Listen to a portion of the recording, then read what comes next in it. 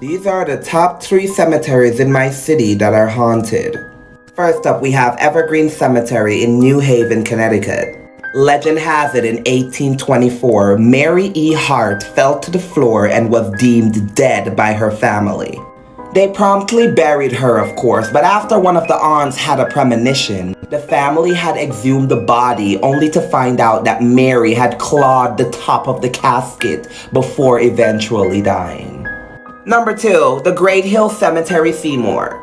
Legend says that the caretaker of the cemetery, who had a hook for a hand, hanged himself. Legend dictates that anybody who goes to that gravestone will hear scratching on the grave, of course. The hook. Number 3, Guntown Cemetery in Naugatuck. So y'all know Ed and Lorraine Warren, the couple that locked away the Annabelle doll. They both deemed the cemetery haunted after Unsolved. Chris Kremers and Lisanne Froon were Dutch students who went missing in April of 2014 while on a hike in Panama. On April 1st, around 11 o'clock, they began their hike in the forest that surrounded Baru Volcano, not far from where they were staying. They had taken the dog of the family that they were staying with. Suspicion grew when the dog returned later that night without them. What had prompted the start of a 10-day search was the sudden drop-off of daily text messages that they had been sending to their family and parents. Once reported, police, detectives, family members, and dog units started their search around the area. 2 months later, after their initial departure, a local had turned in Froon's backpack, which contained sunglasses, cash, and various other items. Among the removed belongings from the backpack, the most notable items were a Canon camera and also their phones. What they found on the SD card was chilling. The photos slowly transitioned from normal pictures of each other to photos that had been taken in distress, indicating that they had gotten lost. Investigators speculate the photos were taken to use the camera flash to light their way in the night. Others believe that they were trying to catch their potential in their last moments. The camera had taken 90 photos within 3 hours.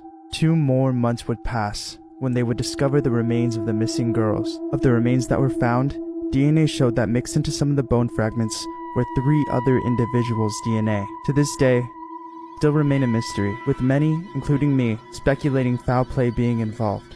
We may never know who or what caused the girls to go missing, but for now, it remains pictures with creepy backstories. Hotel manager pouring acid into pool because he only wanted white people to use it.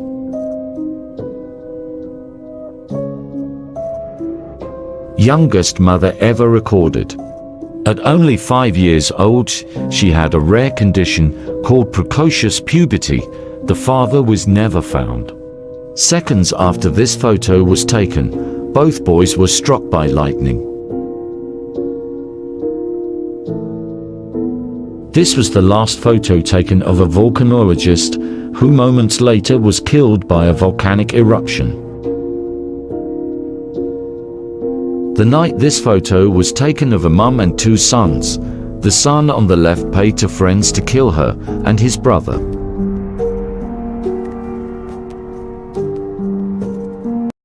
This is hands down the most sinister photo you will ever see.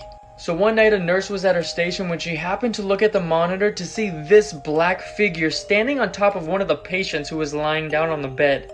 She snapped this picture on her phone and then the figure vanished.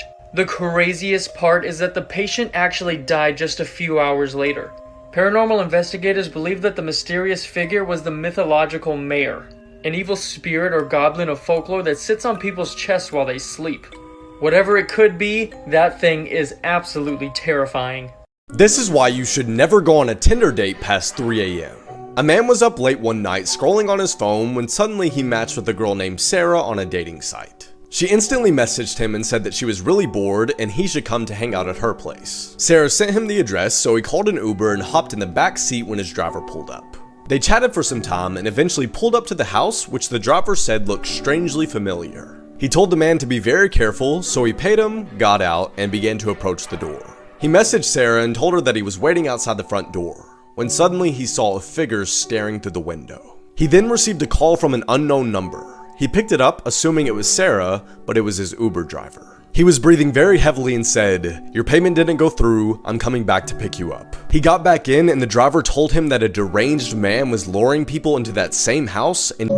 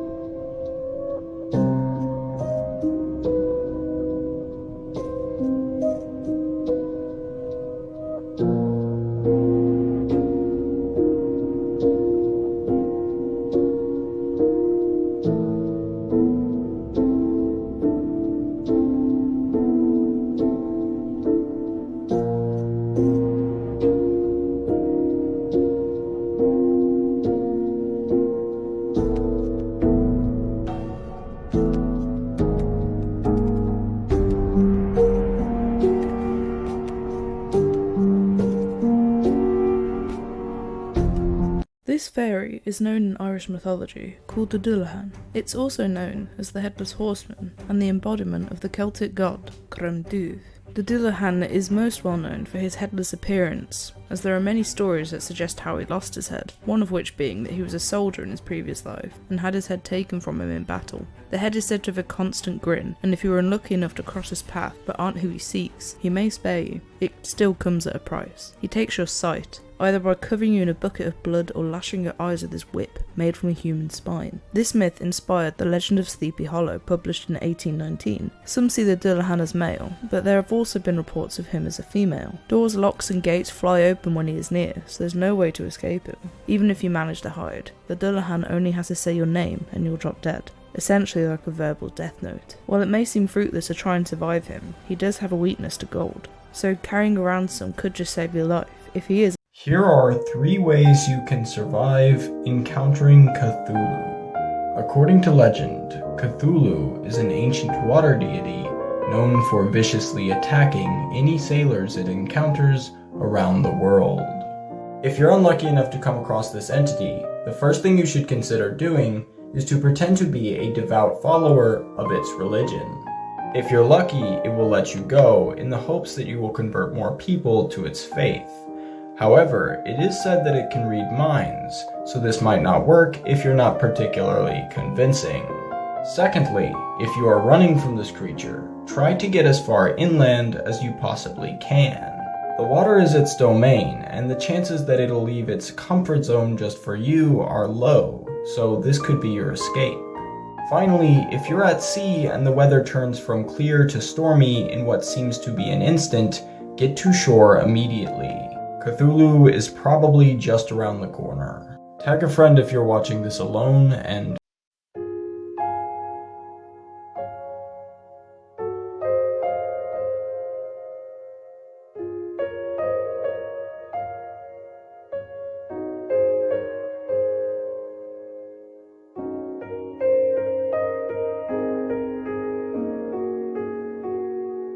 there is a wild new trend where people are hallucinating with ping pong balls. And when I say people are tripping balls, no pun intended, I mean they're seeing seahorses. So apparently if you cut a ping pong ball in half and then tape them over your eyes, shine a red light on your face and put earphones in playing white noise, you start hallucinating and seeing all kinds of random stuff. Like this guy said he was seeing seahorses and this girl kept on saying that she was seeing a chicken head. Apparently the reason you start hallucinating is because you're essentially starving your brain of any visual or auditory stimulation. And so to compensate, your brain starts to fill in the gaps. So I guess the stranger your mind, the stranger things you'll see.